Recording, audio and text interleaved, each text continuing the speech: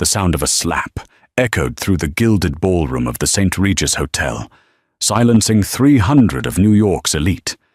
Everyone watched as Marcus Sterling, the man of the hour, pointed a shaking finger at his wife, Clara. "Get out!" he screamed, his face twisted in rage. "You are nothing but a stain on my reputation. I should have left you in the gutter where I found you." Clara didn't cry. She simply straightened her spine as the security guards grabbed her arms. Marcus thought he had just discarded a piece of trash. He didn't realize that in exactly 5 minutes, a fleet of black phantoms would pull up to the curb, and the man inside would bring Marcus Sterling's entire empire crumbling down. The charity gala for the Sterling Foundation was the event of the season. The chandeliers of the grand ballroom shimmered like diamonds, casting a glow over the silk gowns and bespoke tuxedos of the city's most influential figures. At the center of it all stood Marcus Sterling, the CEO of Sterling Tech, holding a glass of champagne and laughing charmingly at a joke made by a senator. Beside him, however, was a void. Clara stood 3 feet away from her husband, clutching a small, worn, beaded clutch that looked painfully out of place against her off-the-rack grey dress. She wasn't wearing any jewelry.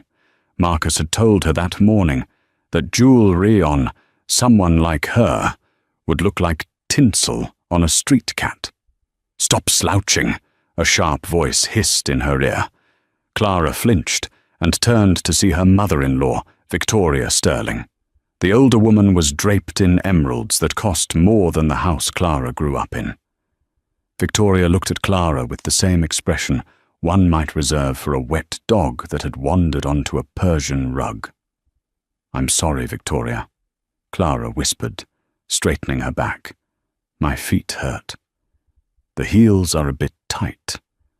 "Then suffer in silence," Victoria snapped, taking a sip of her martini. "Tonight is about Marcus. He is announcing the merger with Archer Industries. Do not embarrass him. If anyone asks, you are feeling faint and need to sit in the corner. Do not speak. Do not offer your opinion. And for God's sake, stop looking at the buffet like you've never seen food before." Clara nodded, her stomach tightening. She hadn't eaten all day because she had been busy organizing the guest list, a task Marcus's assistant was supposed to do, but had dumped on her at the last minute. She looked over at her husband. Marcus looked radiant. He was handsome, successful, and charismatic. When they had met 3 years ago, Clara was working as a waitress in a diner near the university. Marcus had been different then, or so she thought. He had seemed to like her simplicity.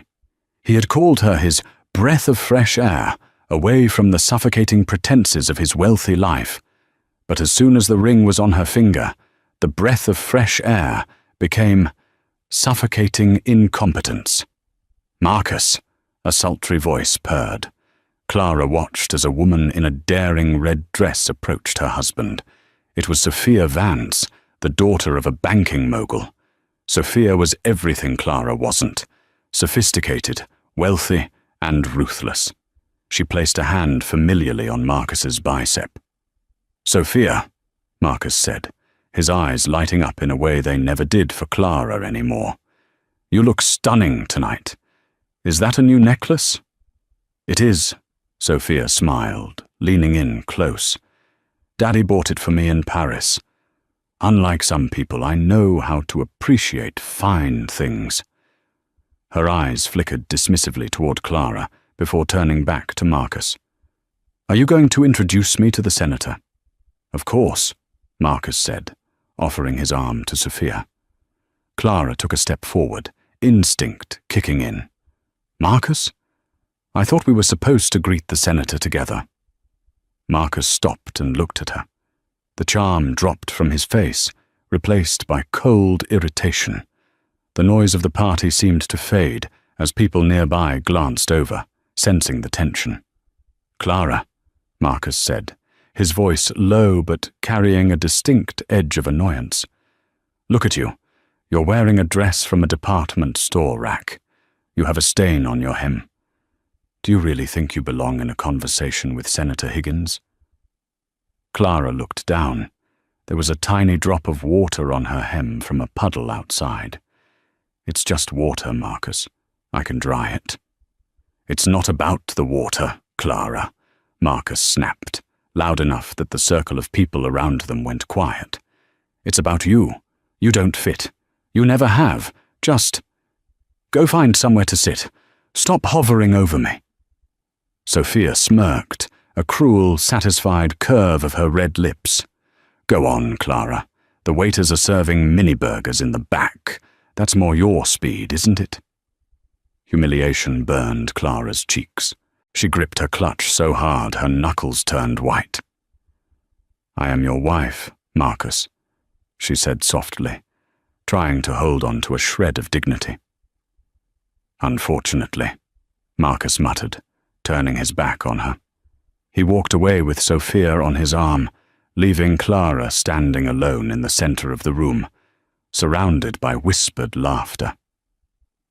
Clara retreated to the edge of the ballroom, near the heavy velvet curtains that led to the terrace. She wanted to leave, to run out into the rainy New York night, but she knew that would only make Marcus angrier. He demanded she be present to maintain the image of a family man, even if he treated her like a ghost. She leaned against the wall, trying to make herself invisible.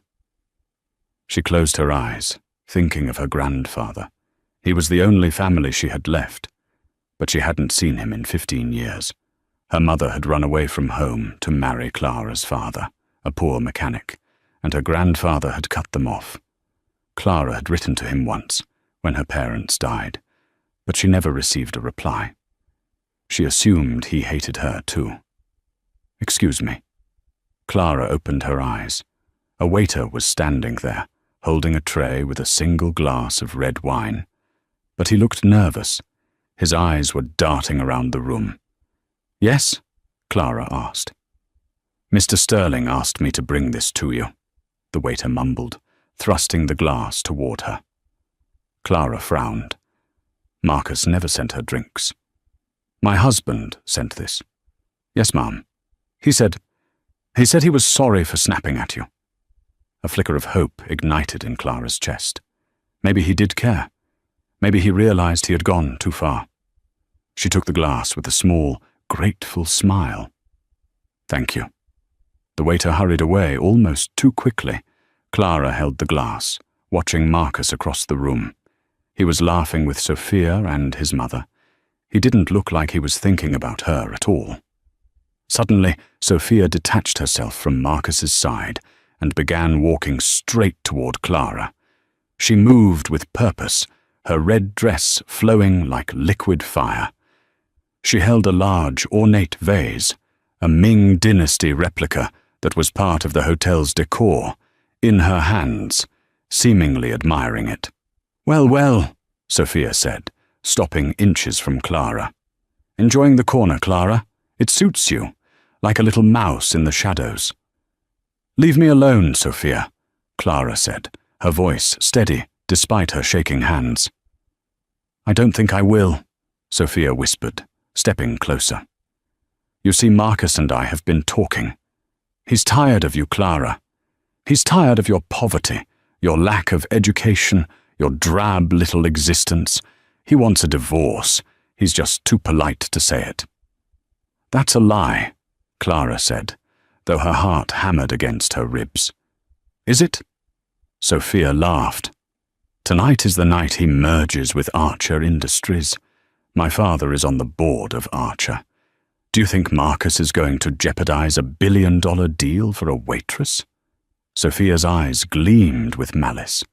She looked at the wine in Clara's hand, then at the vase she was holding. Let's help him make the decision, shall we? Before Clara could react, Sophia lunged forward. She deliberately knocked her shoulder into Clara's arm. The red wine splashed out of the glass, not onto Sophia, but onto the pristine white tablecloth of the display table next to them. But that wasn't the worst part. Sophia let go of the Ming vase. Clara gasped and reached out instinctively to catch it, but she was too slow. The vase hit the marble floor with a catastrophic crash that sounded like a gunshot. The music stopped. The chatter ceased. The entire ballroom froze.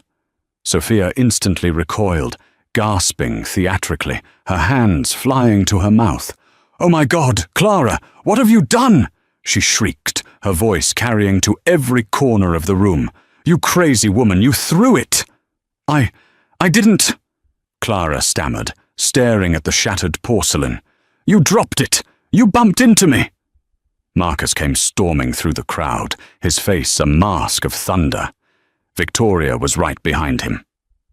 "What is going on here?" Marcus demanded, looking from the broken vase to Clara. "Marcus!" Sophia cried, grabbing his arm and burying her face in his shoulder, feigning tears. "I was just trying to talk to her, to tell her she looked nice, and she just snapped. She threw her wine at me and then smashed the vase. She said she hated you and hated this party." "I didn't," Clara cried, looking around at the sea of accusing faces. "Marcus, please, you have to believe me. She dropped it on purpose." Marcus looked at Clara. There was no sympathy in his eyes, only cold, hard calculation. He saw the spilled wine. He saw the broken vase. He saw the guests whispering, judging, laughing. He saw his reputation being tarnished by the woman he considered his greatest mistake. "You are drunk," Marcus spat, his voice dripping with disgust. "I haven't had a drop to drink. That waiter, you sent the wine." "I sent you nothing," Marcus roared. "Liar! You are a liar and an embarrassment." "Marcus, please." Clara reached for his hand. He slapped her hand away with such force it made a sharp crack. "Don't touch me," he hissed. "I have tolerated your incompetence for 3 years. I have tried to mold you into someone presentable. But you are trash, Clara. You will always be trash." He turned to the security guards who had materialized near the entrance. "Get her out of here," Marcus commanded, pointing at his wife. "Throw her out, and make sure she never sets foot in this hotel again." Clara felt the blood drain from her face. "Marcus, it's raining outside. I don't have my coat. I don't have my wallet." "I don't care," Marcus said coldly, turning his back on her to comfort the smirking Sophia. "Walk home. Or better yet, keep walking until you find the gutter you belong in." 2 burly security guards grabbed Clara by the arms. She didn't fight. She didn't scream. She looked at her husband's back one last time, her heart hardening into a stone in her chest. As they dragged her toward the large double doors, the guests parted like the Red Sea, sneering and laughing. "Go back to the trailer park," someone shouted. "Look at her shoes, disgusting," Victoria laughed. Clara was shoved through the doors and out onto the wet pavement of the hotel driveway. The heavy doors slammed shut behind her, muting the music and the laughter. She stood there, shivering in the freezing rain, her grey dress instantly soaked. She had nothing. No money. No phone. No husband. She hugged herself, her teeth chattering. She looked down the dark, rain-slicked street. She had nowhere to go. But then she saw lights, blinding, white LED lights cutting through the darkness. It wasn't a taxi. It wasn't a police car. Turning the corner was a convoy, 6 black SUVs with tinted windows, flanking a massive, custom-built Rolls-Royce Phantom. The cars moved with a predatory grace, slowing down as they approached the hotel entrance. Clara stepped back, confused. The convoy came to a halt right in front of her. The lead SUV's door flew open, and 4 men in black tactical suits jumped out. They didn't look like hotel security. They looked like private military. They opened umbrellas, not for themselves, but to create a dry canopy leading to the Rolls-Royce. The rear door of the Rolls-Royce opened. An old man stepped out. He was leaning on a cane, topped with a diamond the size of a walnut. He wore a suit that cost more than the entire hotel. His face was lined with age, but his eyes were sharp, blue, and terrifyingly familiar. He looked at the shivering girl in the grey dress. He looked at the tears mixing with the rain on her face. The old man didn't smile. He simply extended a trembling hand. "Clara," he said, his voice raspy but commanding. "I found you." It was Silas Thorne, the owner of Thorne Global, the man who owned half of the shipping routes in the Atlantic, the man who was rumored to be richer than God. And for the first time in 15 years, he was looking at his granddaughter. The rain hammered against the roof of the Rolls-Royce Phantom, a rhythmic drumming that felt a world away from the silent, hermetically sealed sanctuary of the car's interior. The seats were upholstered in cream leather, softer than anything Clara had ever touched. The air smelled of expensive mahogany and faint, clean citrus. Clara sat trembling on the edge of the seat, water pooling around her cheap shoes, dripping onto the pristine floor mats. She felt filthy. She felt like she was soiling this beautiful machine just by existing in it. Silas Thorne sat opposite her.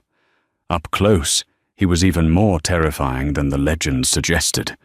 His face was a map of hard-won battles, his eyes like chipped flint. He looked at the water dripping from her hair, at the red mark on her hand where Marcus had slapped her, and the shabbiness of her dress. His hand, the one gripping the diamond-topped cane, turned white at the knuckles. "Arthur," Silas growled, not looking away from Clara. "Sir?" The driver responded instantly through the intercom. "Turn up the heat and get me the medical kit. Now." The partition slid down, and a man in the front passenger seat, Silas's personal assistant, a sharp-eyed man named Mr. Henderson, handed back a heavy velvet blanket and a first aid box. Silas took the blanket and draped it over Clara's shoulders himself. His movements were stiff with age, but gentle. "You're freezing, child. Wrap up." Clara pulled the velvet tight around her. It was warm and heavy, a shield against the world. I don't understand," she stammered, her teeth still chattering. "You're Silas Thorne. You're the wolf of the Atlantic. Why are you here? You hate me. You hated my mother." Silas let out a long, ragged sigh. He leaned back, the fight draining out of him for a fleeting second, replaced by a deep, ancient sorrow. "I didn't hate her, Clara," he said quietly. "I was a stubborn, prideful fool. When she left to marry your father, I thought she was throwing her life away. I thought if I cut her off, she would come crawling back. I wanted to teach her a lesson." He looked at his hands. "Instead, I taught myself how to live with regret. By the time I tried to find her, the accident had already happened." Clara felt a lump in her throat. "I wrote to you when they died. I was 18. I had nowhere to go." Silas's eyes flashed with a sudden, dark fire. "I never received a letter." "What?" Clara blinked. "But I sent it to the headquarters. I sent 3. "My former secretary," Silas said, his voice dropping to a dangerous rumble, "filtered my mail. She decided what was important enough for me to see. She threw your letters in the trash, Clara. I only found out 2 days ago. I fired her. Then I made sure she would never work in this city again." He leaned forward, his blue eyes locking onto hers. "I have spent the last 48 hours tearing the world apart to find you. My investigators told me you married a businessman named Marcus Sterling. They told me you were happy." Silas gestured to her wet hair, her bruised hand, the tear in her dress. "Is this happiness, Clara?" Clara looked down. The dam broke. The years of holding it together, of trying to be the perfect wife, of enduring Victoria's insults and Marcus's neglect, all came crashing down. "No," she whispered, a tear sliding down her cheek. He says I'm an embarrassment. He says I'm trash because I don't come from money. His mother makes me clean the floors when the maids are off. His mistress, she humiliated me tonight." And he took her side. Silas listened. He didn't interrupt. But with every word Clara spoke, the atmosphere in the car grew heavier, more charged with a terrifying energy. It was the energy of a storm gathering before a hurricane. When Clara finished, wiping her eyes with the corner of the velvet blanket, Silas was silent for a long moment. He reached into his pocket and pulled out a handkerchief made of silk, handing it to her. Marcus Sterling. Silas tested the name on his tongue like it was poison. Sterling Tech, small-time hardware manufacturer, trying to merge with Archer Industries to avoid bankruptcy. Clara looked up, surprised. "How do you know that?" "I know everything, Clara. That's my business." Silas tapped his cane on the floor. "He threw you out like garbage because he thinks you have no value. He thinks you are just a poor girl with no connections." Silas smiled then. It wasn't a nice smile. It was a shark's smile. It was the smile that had devoured corporations and toppled economies. "He is about to learn that he didn't throw out a pauper," Silas said softly. "He threw out the sole heiress to the Thorn Empire. You are worth more than his entire lineage combined, multiplied by 1,000. Clara stared at him. "Heiress? You are my blood, Clara, my only living relative.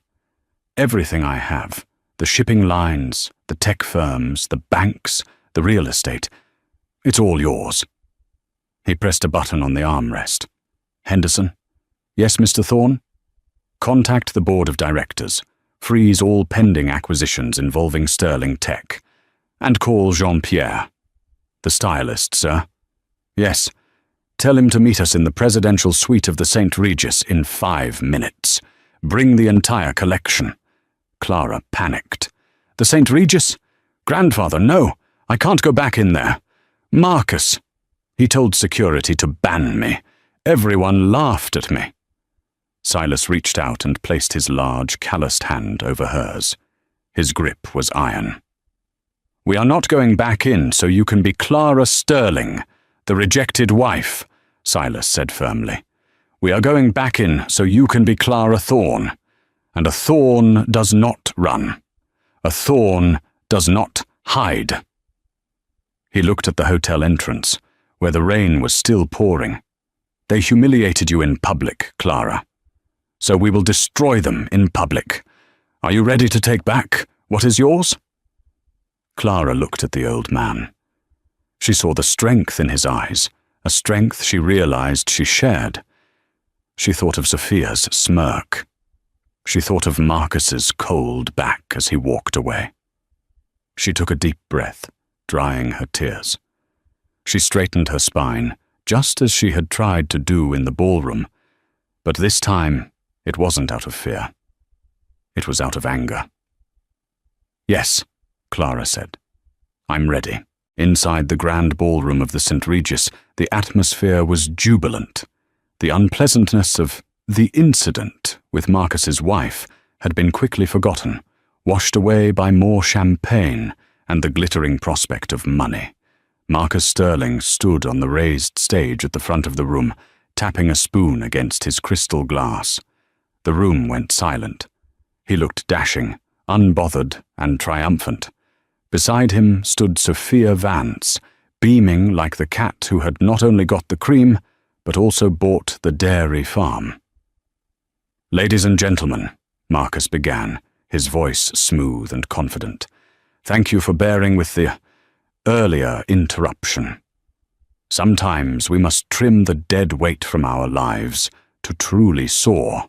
A ripple of polite, sycophantic laughter went through the crowd. Victoria Sterling, sitting in the front row, clapped the loudest. "Tonight is a historic night. Marcus continued. "I am proud to announce that Sterling Tech has officially entered into a partnership with Archer Industries. This merger will make us the dominant force in global telecommunications." Applause broke out. Waiters circulated with fresh bottles of Dom Perignon. Marcus raised his glass. "To the future. A future where we are unburdened by the past." "To the future," the crowd echoed. Outside the ballroom doors in the marble foyer, the hotel manager, a nervous man named Mr. Gables, was currently sweating through his suit. He was standing in front of the main revolving doors, blocking the path of 4 men in black tactical gear who had just marched in from the rain. Excuse me, Mr. Gables squeaked. "You cannot be in here with weapons. This is a private event. I will call the police." The lead security officer didn't even blink. He simply stepped aside. Behind him, the revolving doors spun slowly. Silas Thorne stepped into the lobby. He had changed his coat, but he still carried the diamond cane. He walked with a heavy, rhythmic thud-click of his cane against the marble. Mr. Gables froze. He recognized the face. Everyone in New York recognized the face. It was the face that appeared on the cover of Forbes and Time every year. "More Mr. Thorne?" Gables stammered, his face draining of color. We weren't expecting you. The Sterling Gala. Surely you aren't here for that." Silas stopped and looked at the little man. "Mr. Gables, you have owned this hotel for 10 years, correct?" Yes, sir." "You have a mortgage on the property with First National Bank," Silas stated calmly. Yes, I do. I bought First National Bank this morning," Silas said, checking his vintage pocket watch. "I am calling in your loan. In full. Immediately." Mr. Gables's knees buckled. "Mr. Thorne, please, that's $50 million. I can't pay that tonight." "Then you no longer own this hotel," Silas said simply. "I do. And as the owner, I am entering my ballroom." Silas didn't wait for a response. He turned back to the doors. "Clara, come." The revolving door spun one more time. If Clara had been a ghost before, she was a goddess now. Jean-Pierre and his team had worked a miracle in 20 minutes. Gone was the damp, grey, off-the-rack dress. In its place, Clara wore a gown of midnight blue velvet that seemed to absorb the light. It was strapless, hugging her figure before flaring out in a dramatic train. It was elegant, regal, and cost more than Marcus's annual salary. Around her neck sat the Star of the North, a necklace of sapphires and diamonds that had belonged to Silas's late wife, a piece of jewelry that had been in a museum vault until an hour ago. Her hair was swept up in an intricate modern chignon, revealing her long neck. Her makeup was sharp, accentuating her eyes, making them look fierce and piercing. She didn't look down. She didn't slouch. She looked like a queen returning from exile to execute the traitors. "Ready?" Silas asked, offering his arm. Clara took it. Her hand wasn't shaking anymore. "Let's go." Inside the ballroom, Marcus was just finishing his speech. "And now, I would like to invite Mr. David Archer, CEO of Archer Industries, to the stage to sign the papers." The heavy double doors at the back of the ballroom didn't just open. They were thrown wide by the tactical security team. The sound echoed like a thunderclap, drowning out the applause. Every head turned. 300 people gasped in unison. Silas Thorne walked in, his cane striking the floor with authority. And on his arm was a woman who looked vaguely familiar, yet completely unrecognizable. "Is that—" Victoria Sterling squinted, her martini glass pausing halfway to her mouth. "No, it can't be," Sophia whispered, her smile faltering. Marcus froze on stage. He blinked. He looked at the woman in the midnight blue gown. He recognized the eyes, but everything else, it was impossible. The room parted. People scrambled out of the way of Silas Thorne. The silence was deafening, heavier than the earlier silence when the vase had broken. This was the silence of predators recognizing a bigger predator. Silas and Clara walked straight down the center aisle, stopping 10 feet from the stage. Marcus gripped the podium. Mr. Thorne, he stuttered, his charm evaporating instantly. I am honored. We didn't know you were coming. We are just concluding the merger. Silas ignored him. He turned to the crowd, his voice booming without a microphone. I apologize for the intrusion, Silas said, his voice dripping with false politeness. I was informed that a member of my family was treated with disrespect in this establishment earlier this evening. I came to rectify the situation. A murmur went through the crowd. Family? Silas Thorne had no family. He was a recluse. Marcus laughed nervously. Mr. Thorne, there must be a mistake. We are all friends here. No one has been disrespected. Is that so? Silas looked at Marcus with eyes like ice. You threw a young woman out into the rain. You called her trash. You accused her of breaking a vase that she did not break. Marcus paled. He looked at Clara. The realization hit him like a physical blow. Clara, he whispered. Clara stepped forward. The heels of her diamond-encrusted shoes clicked on the floor. She looked up at her husband, her soon-to-be ex-husband. Hello, Marcus, she said, her voice clear and ringing like a bell. I believe you have my coat. And my wedding ring. Clara, look at you, Marcus breathed. He couldn't help himself. She was breathtaking. Greed flickered in his eyes. Where did you get that dress? Who paid for this? I did, Silas interrupted sharply. I pay for my granddaughter's clothes. Granddaughter. The word hung in the air. The gasp from the crowd sucked the oxygen out of the room. Victoria Sterling dropped her glass. It shattered, mirroring the vase from earlier, but no one cared. Granddaughter, Sophia Vance shrieked, stepping forward. That's a lie. She's a nobody. She's a waitress. Silas turned his gaze to Sophia. It was a look that could wither a flower. And who might you be? Silas asked, though he knew perfectly well. I am Sophia Vance. My father is Robert Vance, the CEO of Vance Banking. Ah, yes, Silas nodded. Robert Vance, I spoke to him 5 minutes ago.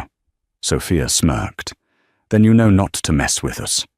Actually, Silas continued, I called him to let him know that Thorne Global is pulling all its assets from Vance Banking. As of tomorrow morning, your father's bank will be insolvent. He was crying when I hung up. Sophia's smirk fell off her face. Her knees gave way, and she grabbed a table for support. Silas turned back to Marcus. And you, Mr. Sterling, you are announcing a merger with Archer Industries. Yes, Marcus said, trying to salvage the situation, sweating profusely. David Archer is right here. David, tell him. David Archer, a balding man in a tuxedo, had been shrinking into the shadows at the back of the stage. He stepped forward nervously. Mr. Thorne, David Archer said, bowing his head in submission. David, Silas said, who owns the majority share of Archer Industries? David gulped. You do, sir, through your shell corporation, Omega Holdings. Correct, Silas said. So, as the owner of Archer Industries, I am vetoing this merger. What? Marcus screamed, his composure shattering. You can't do that. We have a contract. We have a deal. If this merger doesn't happen, Sterling Tech goes under. I have leveraged everything. I know, Silas said coldly. That is the point. Silas turned to Clara. Clara, my dear, would you like to buy Sterling Tech? It seems the stock price is about to drop to 0. Clara looked at Marcus. She saw the panic in his eyes, the same panic she had felt when he threw her out. She looked at Sophia, who was weeping silently.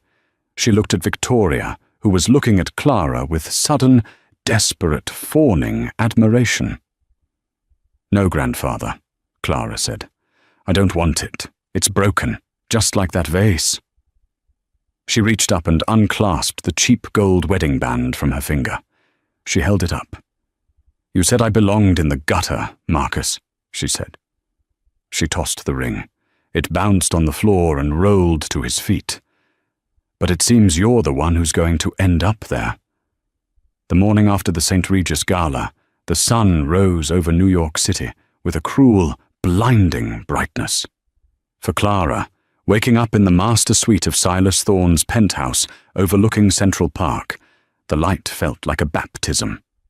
For Marcus Sterling, waking up in his bachelor pad in Tribeca, it felt like an interrogation lamp. Marcus sat on the edge of his bed, his head pounding. His phone had been vibrating incessantly since 6:00 a.m. He picked it up, squinting at the screen. 34 missed calls, 12 from his CFO, 10 from his mother, and 0 from Sophia Vance. He opened his banking app. A notification flashed in red. Account frozen. Pending investigation. He swiped to the newsfeed. The headline made his stomach turn over. The Billionaire Princess. How the waitress wife of Marcus Sterling was secretly the heiress to the Thorne Empire. But it was the sub-headline that killed him. Sterling Tech shares plummet 70% following merger collapse. Marcus threw the phone across the room. It shattered against the wall, a fitting metaphor for his life. He stood up, pacing the room like a caged animal. He needed a plan. He was Marcus Sterling. He was a survivor. He had charmed his way into high society, and he could charm his way out of this disaster. He walked to the window. Down on the street, he could see news vans parked outside his building. They were waiting for him. "Fine," Marcus whispered, a dark idea forming in his mind. "You want a story? I'll give you a story." Across the city, in the serene, climate-controlled library of the Thorne penthouse, Clara was sitting opposite her grandfather. The room was lined with books, bound in leather, and a fire crackled in the hearth despite the central heating. "You look different," Silas observed. He was drinking black coffee, reading a physical newspaper. Clara touched her face. "I feel different. I feel angry." "Good," Silas nodded. "Anger is fuel. Sadness is just an anchor. You need fuel for what comes next." "What comes next?" Clara asked.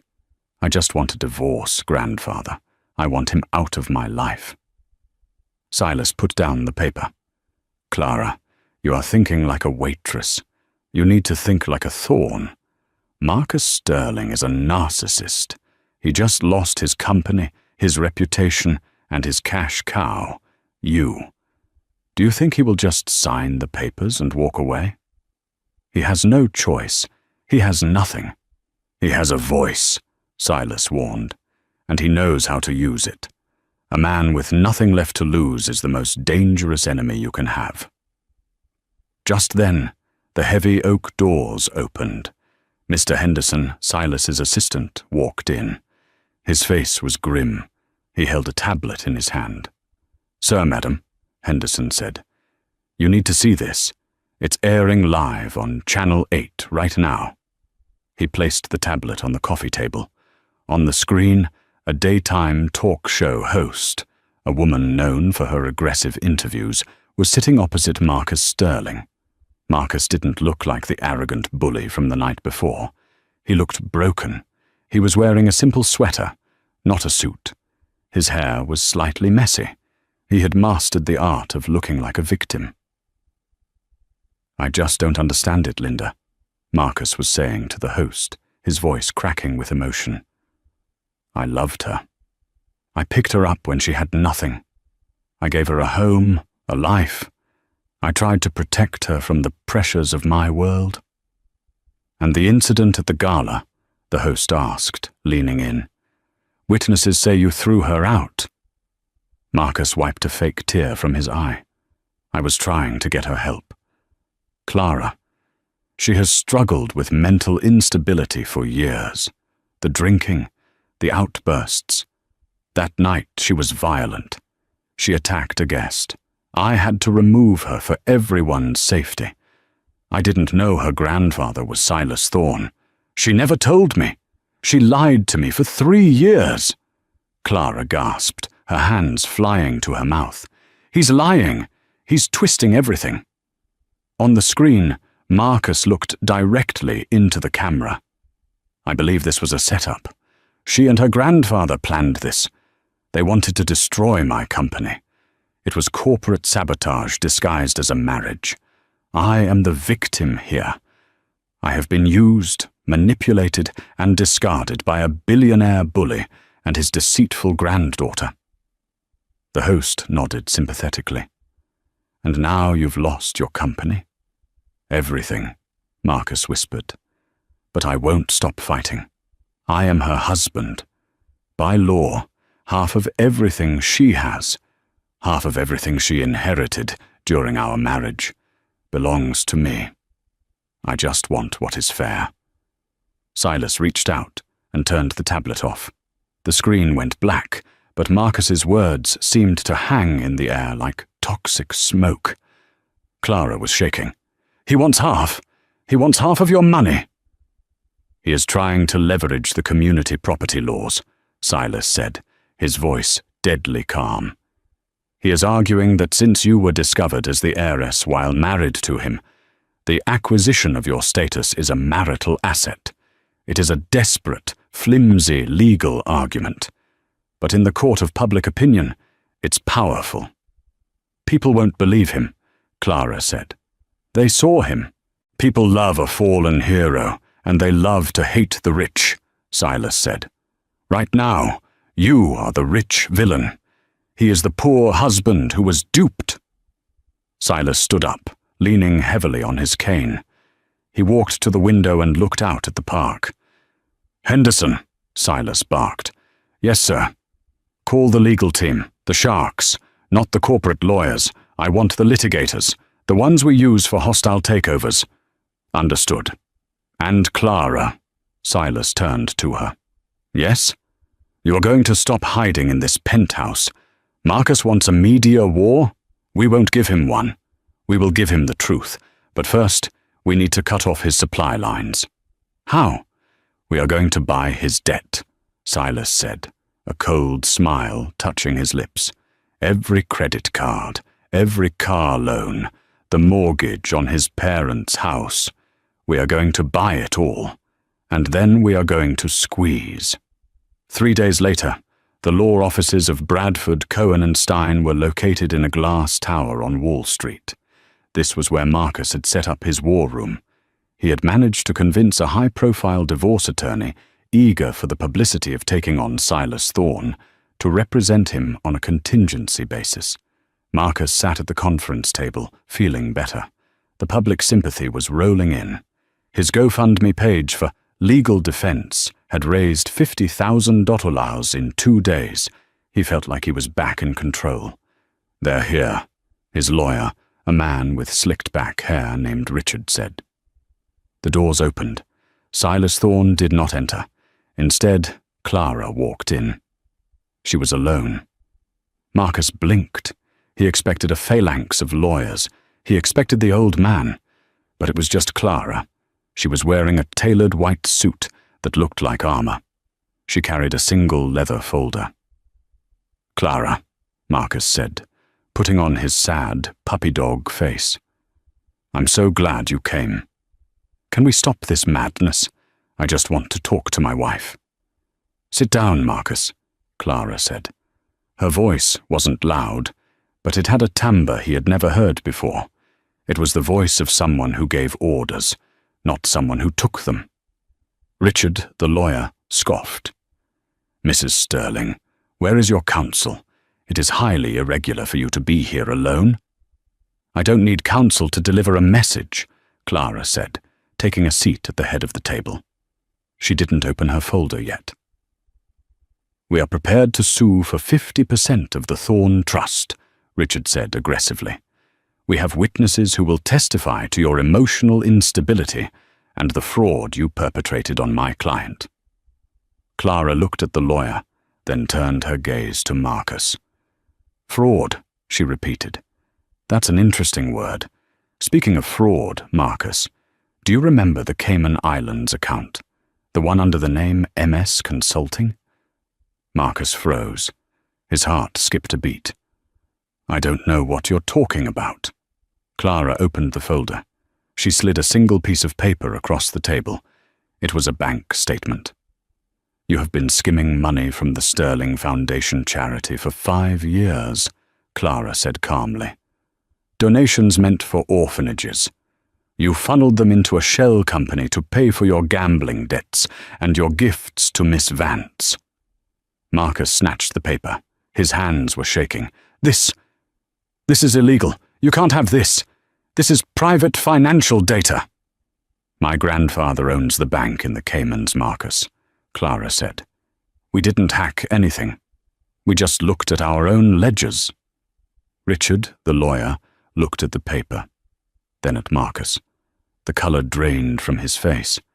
Embezzling from a charity wasn't just a civil matter, it was federal prison time. "You see," Clara continued, leaning forward, "we aren't going to negotiate a settlement. There will be no 50%.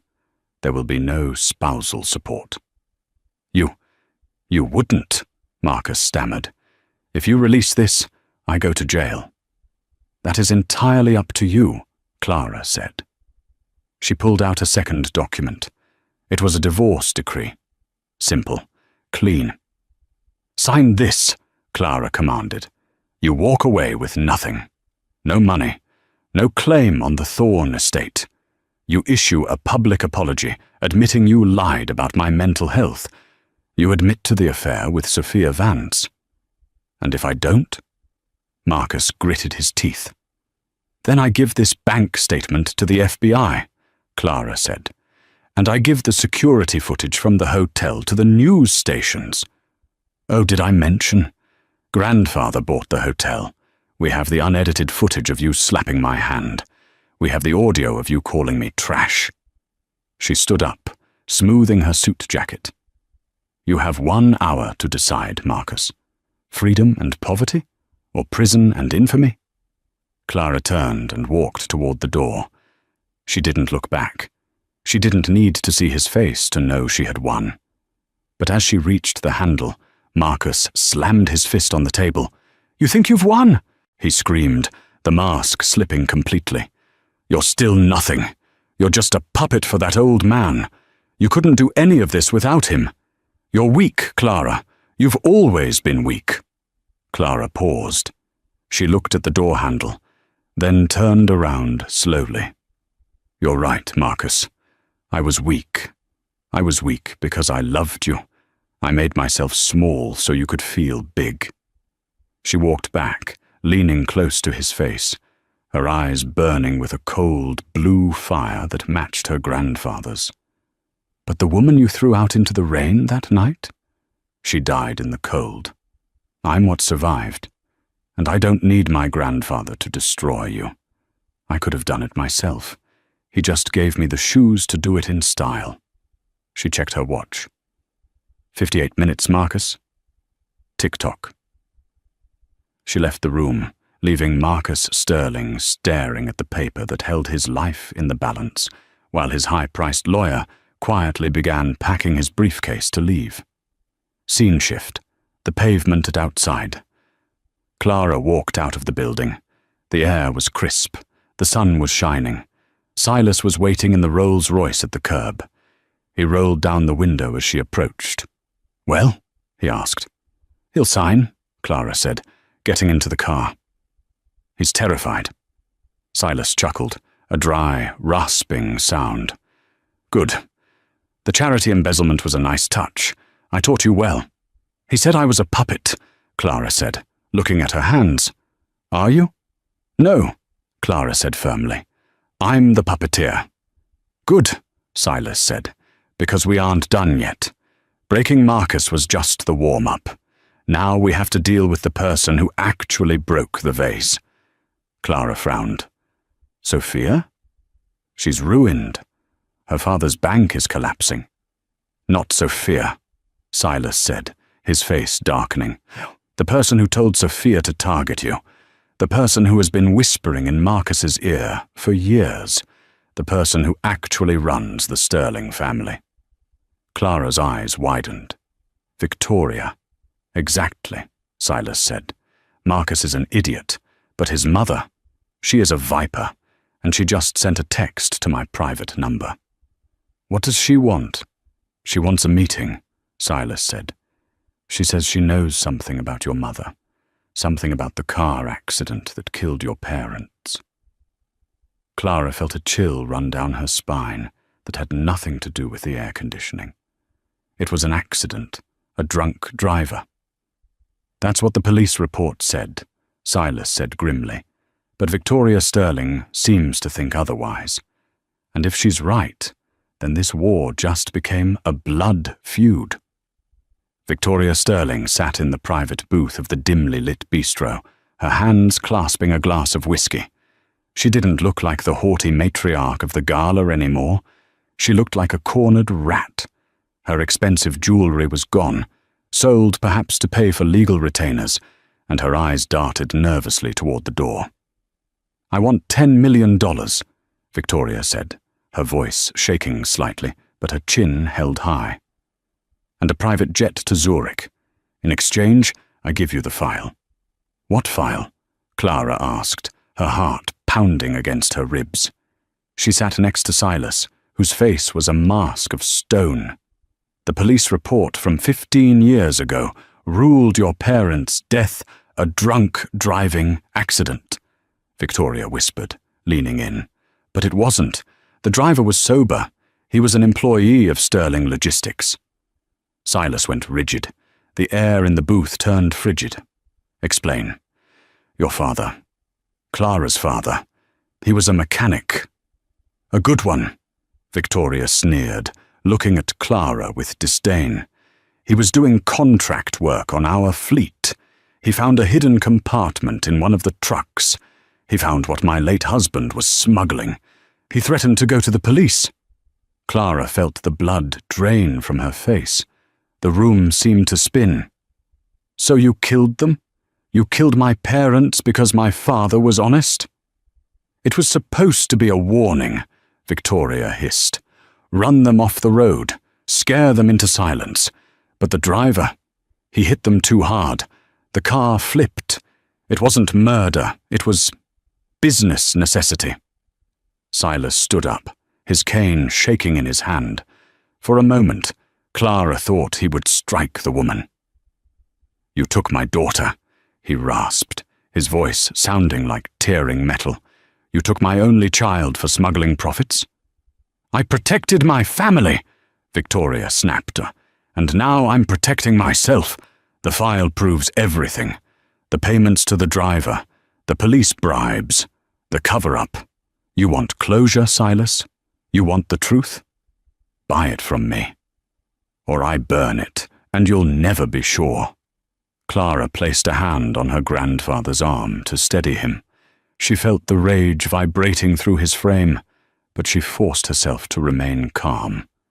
She looked at Victoria with eyes that had gone completely dead. You think this is a negotiation, Victoria? Clara said softly. It's my word against yours, Victoria smirked, regaining some of her arrogance. Without that file, it's just a story. And who would believe the desperate ramblings of a woman losing her fortune? Clara reached into her purse and pulled out her phone. The screen was glowing. Actually, Clara said, it's your word against the live stream I just broadcast to the district attorney's personal cloud. Victoria's smirk vanished. What? Grandfather didn't come here to negotiate, Clara said, standing up. We came here to get a confession, and you just gave it to us. Sirens began to wail in the distance, growing louder with every second. Victoria Sterling didn't go quietly. As the police officers swarmed the bistro, dragging her away in handcuffs, she screamed curses at Clara and Silas, her facade of high society elegance completely shattered. For Clara, watching the woman who had tormented her for years and killed her parents, being shoved into the back of a squad car was not a moment of joy. It was a moment of release. The heavy weight she hadn't realized she was carrying finally lifted. The fallout was swift and brutal. With Victoria's confession and the exposure of the embezzlement, the Sterling name became toxic. Marcus lost everything. The divorce was finalized in record time. He was last seen working as a shift manager at a car rental agency in Jersey City, trying to pay off his mounting legal debts. Sophia Vance's family bank collapsed under the weight of the Thorn withdrawal. She was forced to sell her jewelry and move into a small apartment, far away from the social circles she used to rule. 1 year later, Clara stood in the boardroom of the newly rebranded Thorn Sterling Enterprises. She wasn't wearing the grey, off-the-rack dress anymore. She wore a bespoke crimson suit that commanded attention. At the head of the table sat Silas. He looked older, frailer, but his eyes were bright. He slid a single file across the mahogany table toward her. "It's time," Silas said softly. Clara opened the file. It was the deed of transfer. Silas was stepping down as chairman. He was naming Clara as the new CEO of the entire Thorn empire. "Are you sure?" Clara asked, looking at her grandfather. "People will say I'm only here because of my name." Silas smiled, leaning back in his chair. "Let them talk. You rebuilt the tech division from the ground up. You doubled our charity outreach. You didn't inherit this job, Clara. You earned it. You turned the pain they gave you into power." Clara signed the paper. She walked to the floor-to-ceiling window, looking out over the city that had once rejected her. It was raining again, just like that night at the hotel. But this time, she wasn't shivering in the cold. She was safe, she was loved, and she was powerful. She looked at her reflection in the glass. The sad, invisible wife was gone. The Queen had taken her throne, and that is the incredible story of Clara and her journey from a despised wife to a powerful billionaire heiress. It's a reminder that true worth isn't about what you wear or who you know, but about the strength you carry inside you. And sometimes, karma arrives in a Rolls-Royce Phantom, just when you need it most. I hope you felt the satisfaction of seeing Marcus and his cruel family finally get what they deserved. It's always satisfying to see bullies stripped of their power and the underdog rise to the top. If you enjoyed this story, please hit that like button. It really helps the channel grow and lets me know you want more drama-filled stories like this one. Don't forget to subscribe and turn on the notification bell so you never miss a new episode. I have a question for you. Do you think Marcus deserved a second chance, or was his punishment exactly what he needed? Let me know your thoughts in the comments below. Thanks for watching, and I'll see you in the next story.